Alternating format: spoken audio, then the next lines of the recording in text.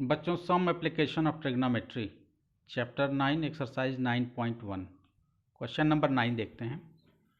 The angle of elevation of the top of the building from the foot of the tower is 30 degree and the angle of elevation of the top of the tower from the foot of the building is 60 degree.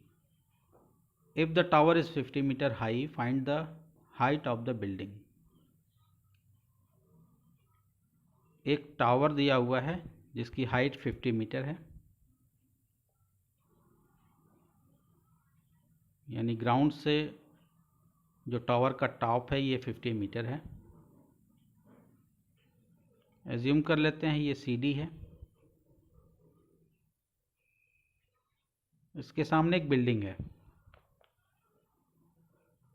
इसको assume कर लेते हैं A B जो है building की height है। आपको दिया हुआ है कि angle of elevation of the top of the building from the foot of the tower, यानी टावर का फुट यहाँ पे होगा। ये दोनों ही टावर और बिल्डिंग दोनों ही ग्राउंड पे अपवर्ड खड़े हैं, यानी 90 डिग्री का एंगल बन रहा है। Foot of tower is 30 degree, यानी टावर के फुट से जब बिल्डिंग के टॉप को देखा जाता है तो एंगल जो बन रहा है वो 30 डिग्री का एंगल बन रहा है, यानी एंगल ऑफ एलिवेशन 30 डिग्री है। ये एंगल 30 डिग्री का है। And the angle of elevation of the top of the tower from the foot of the building 60 degree. और जब बिल्डिंग के फुट से टावर के टॉप को देखा जाता है तो एंगल ऑफ एलिवेशन 60 डिग्री का बनता है,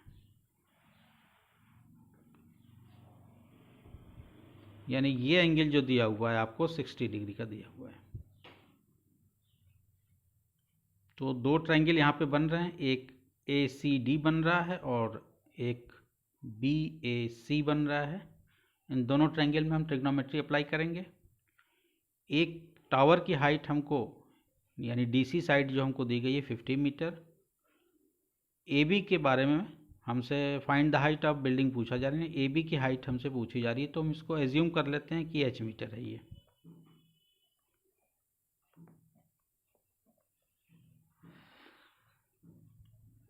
late CD be the tower,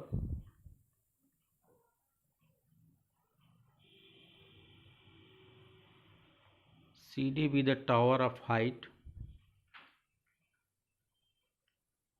tower की हाइट दी गई है 50 metre and AB be the building of height H metre. अब ट्रिग्नोमेट्री में अप्लाई करेंगे। इन ट्रायंगल ACD में,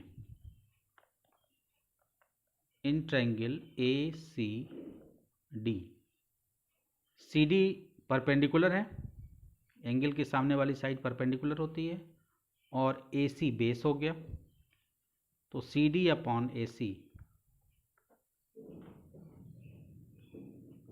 इक्वल टू परपेंडिकुलर और बेस का रिलेशन हमको tan में मिलता है या cot में मिलता है।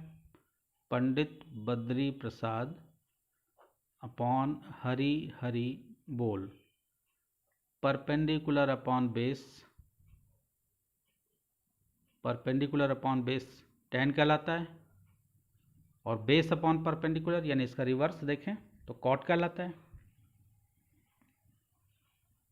तो इस क्वेश्चन को हम tan से भी कर सकते हैं और cot से भी कर सकते हैं, यानी इस एंगल का हम 60 का tan भी ले सकते हैं और cot भी ले सकते हैं, दोनों से सेम आंसर आएगा। CD upon AC equal to tan 60 हम ले लेते हैं, आप cot भी ले सकते हैं। CD हमको गिवन है 50 अपॉन AC, tan 60 की वैल्यू होती है 1 अपॉन tan 60 होती है √3, सॉरी 1 अपॉन नहीं √3 होती है। आप 60 को देखिए और tan को देखिए √3, तो tan 60 की वैल्यू हम √3 पुट कर देंगे यहाँ पे। क्रॉस मल्टीप्लिकेशन कर दें, √3AC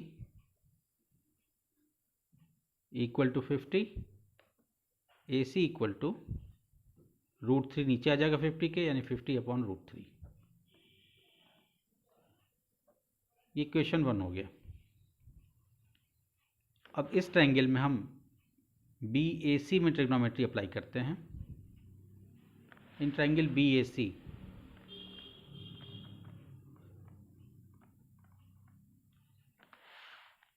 एंगल हमको 30 दिया हुआ है, तो हम परपेंडिकुलर और बेस यानी फिर से 10 ले लेते हैं 30 का। परपेंडिकुलर और बेस को जब हम ले रहे हैं तो हम 10 ले लेते हैं इन ट्रायंगल BAC। इस बार परपेंडिकुलर हमारे पास है AB, फिगर में देखिए AB हमारे पास परपेंडिकुलर है और AC बेस है, यानी AB/AC एंगल है 30, तो इसका 10 ले लेते हैं, 10 30। AB को हमने एज्यूम किया था H, तो H/AC और tan 30 की वैल्यू आप ट्रिग्नोमेट्री टेबल से देखिए, 10 हो गया और 30, यानी ये 1/√3। इस वैल्यू को हम पुट कर देंगे।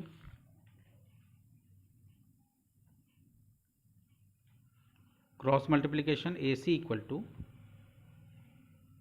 H√3। इक्वेशन 2 हो गया ये। AC की वैल्यू आई 50/√3 और AC की एक वैल्यू आई H√3। अब इन दोनों को हम इक्वेट कर देंगे from equation 1 and 2। From equation 1 and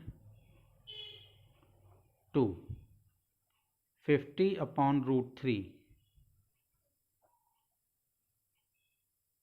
equal to H√3।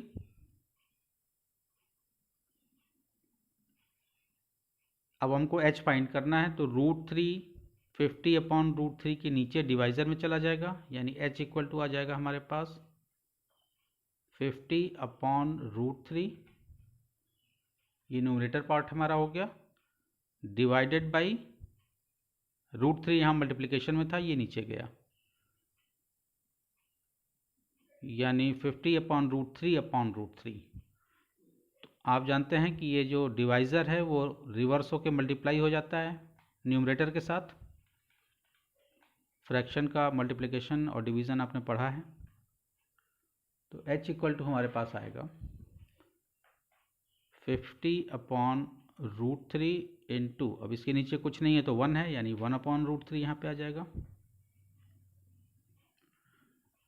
H equal to आपके पास आएगा 50 का 1 से मल्टीप्लिकेशन 50, √3 इंटू √3 3 हो जाता है। अब इसको आप मिक्स फ्रैक्शन में चेंज कर लीजिए। H इक्वल टू आपके पास आ जाएगा 16 एंड 2/3 मीटर। तो फाइनल आंसर आपका हो जाएगा हेंस H आपने एज्यूम किया था AB को, यानी हाइट ऑफ बिल्डिंग, H की वैल्यू आ गई, तो आप लिखेंगे hence height of the building